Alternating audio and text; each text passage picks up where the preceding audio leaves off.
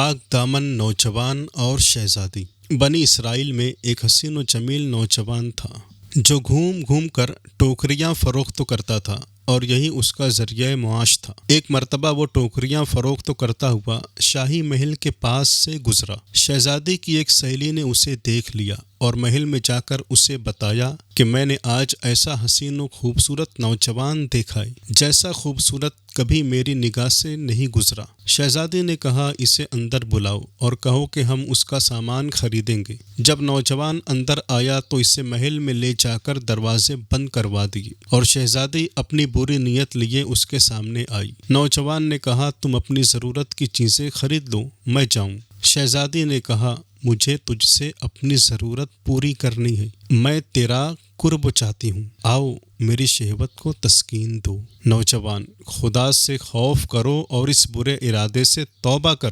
شہزادی اگر تو میری بات نہیں مانے گا تو میں بادشاہ سے کہوں گی کہ یہ برے ارادے سے محل میں آیا ہے۔ نوجوان پہلے مجھے وضو کرنے کے لیے پانی چاہیے۔ شہزادی مجھ سے بہانہ بازی نہ کر۔ شہزادی نے اپنی لونڈی سے کہا اس کے لیے چھت پر وضو کا انتظام کرواؤ تاکہ وہاں سے بھاگ نہ سکے۔ محل کی چھت 40 گز اونچی تھی۔ نوجوان جب چھت پر پہنچا تو اس نے التجا کی، اے میرے پروردگار، مجھے بدکاری پر مجبور کیا جا رہا ہے لیکن میں خود کو چھت سے گرا دینا گناہ میں مبتلا ہونے سے بہتر سمجھتا ہوں اور بسم اللہ پڑھ کر خود کو محل کے باہر گرا دیا، مگر اللہ تعالیٰ کی ایسی مرضی کہ اسے ذرہ برابر بھی تکلیف نہیں ہوئی، کیونکہ اللہ تعالیٰ نے ایک فرشتہ مقرر کر دیا تھا جس نے اس کا بازو پکڑ کر زمین پر لا کھڑا کیا۔ نوجوان نے بارگاہ خداوندی میں دعا کی، پروردگار عالم اگر تو چاہے تو مجھے اس تجارت کے بغیر بھی روزی دے سکتا ہے۔ اللہ تعالیٰ نے کرم فرمایا اور اس کے لیے سونے کی ایک تھیلی بھیج دی۔ اس میں سے نوجوان نے اپنے دامن بھر اٹھایا اور دعا کی، پروردگار عالم اگر یہ میری دنیا کی روزی ہے تو میرے لیے اس میں برکت عطا فرما، اور اگر یہ میرے ثواب کے بدلے میں ہے تو مجھے اس سے کوئی حاجت نہیں۔